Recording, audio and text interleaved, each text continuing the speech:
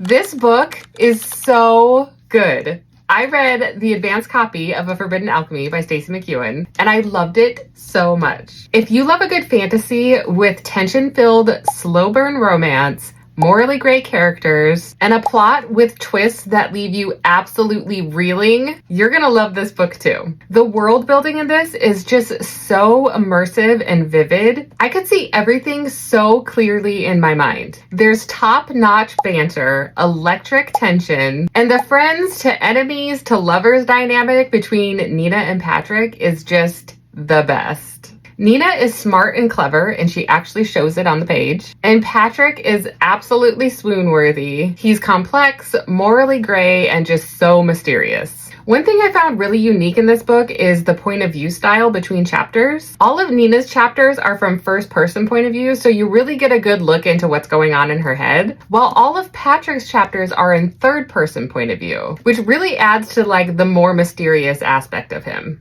It took me a minute to get used to the back and forth between the POVs, but in the end, I think it really enhanced the story. So the story begins with Nina and Patrick as children, and they're from low-class labor towns. Nina is desperate to leave the life in her small town for a better future, and she dreams of becoming a magical artisan. And Patrick wants nothing more than to return to his hometown. They meet at a ceremony that determines whether or not they have magical abilities, and what they discover there changes absolutely everything they thought they knew about their world. Years later, their paths cross again, and the tension between them is absolutely electric. This book has so many things that I love in a romantasy. We've got morally gray characters, found family, rebellion against corrupt power, magic, betrayals, and plot twist after plot twist that I did not see coming. I was on the edge of my seat the entire time reading this, and the ending left me absolutely devastated, but also super excited for the next book.